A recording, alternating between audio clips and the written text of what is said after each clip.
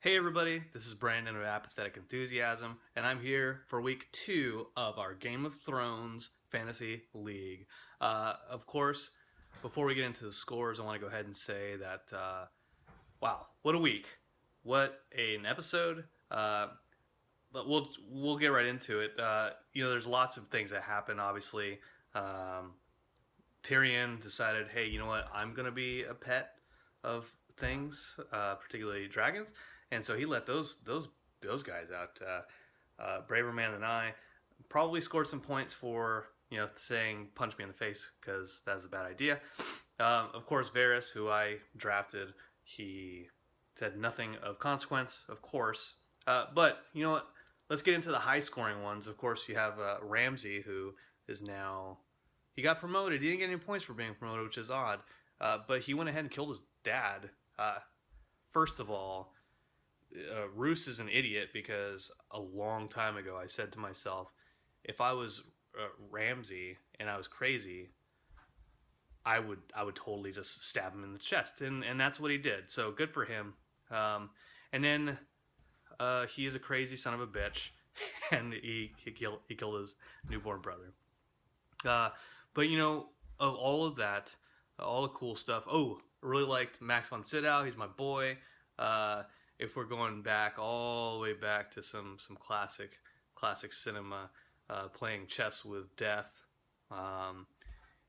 which he must be playing that game constantly and beating death. Death never gets past the Queen's Gambit because Max von Sydow is still alive and he is the three-eyed raven, and he gives us our first taste of flashbacks here in Game of Thrones.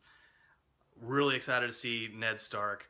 I think that's going to be really awesome, and it's going to get some of these fan theories, I think, hooked up with Jon Snow's lineage.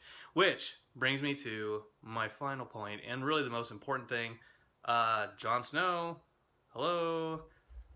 If you started the season and didn't know that he was going to be resurrected, then you were a very gullible person.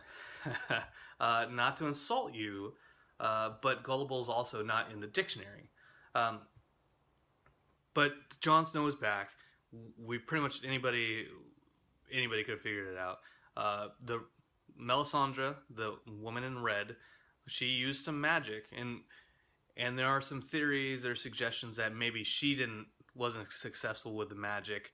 I like to think she was because I got points for her. I've heard even somebody was talking to me today, like maybe Ghost. There's a power with the dog.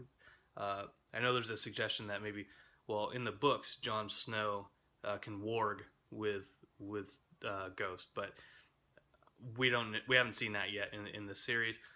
I'm sticking with Woman in Red, Melisandre, to give me them points. But yeah, Jon Snow is alive, and that scene, they drew it out so long to the point of being so uncomfortable, and you're like, something's gonna happen, right? Something's gonna happen, right? And it really could have gone either way with them pushing it off to the next episode, just stringing along. It's like when you have like a piece of bubble gum or something, you keep pulling and pulling and pulling and pulling and pulling and pulling it, and you're like, it's got to snap eventually, or a noodle or a piece of cheese, whatever kind of thing you want to describe that with. But it was so good. And then finally, when he opened his eyes and gasped for breath, that was amazing. So good on him. Welcome back, Jon. And your watch has ended, so you don't have to deal with those bastards anymore. Okay, so let's get into the points. Okay, this is what it boils down to. Last week I was leading. I had 100 points over with Melisandre and Brienne. Nailed it. But our friend, my team was better in the books. John Caulfield, he scored so many points because he had Ramsay Bolton and he also had Jon Snow, and of course Jon came back, got a bunch of points, and Ramsay, he kills a lot. He's rabid. So good job, Jon. Up to 160 points. I gained some points for Melisandre's magic use, but I also lost points because I have Alistair Thorne. So I'm sitting at 110.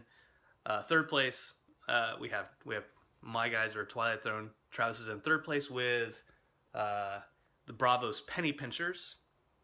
And I want to go ahead and I'm not going to say the other three teams, but I will give special mention to Crows Before Hose. Lauren, she is at a whopping -10. I don't even bother with her characters because guess what? She's -10. It doesn't matter who's playing. But guys, if you wanna check us out, you can hit us up on Twitter at apathusiast. You can hit us up at apathetic enthusiasm show at gmail.com. You also here put some comments down below. Or go to our website, www.apatheticenthusiasm.com. Leave some comments in the post and let us know what you think. And we'll also show the scores. All right. Until next week, I'm Brandon Cruz, and this is Game of Thrones Fantasy League.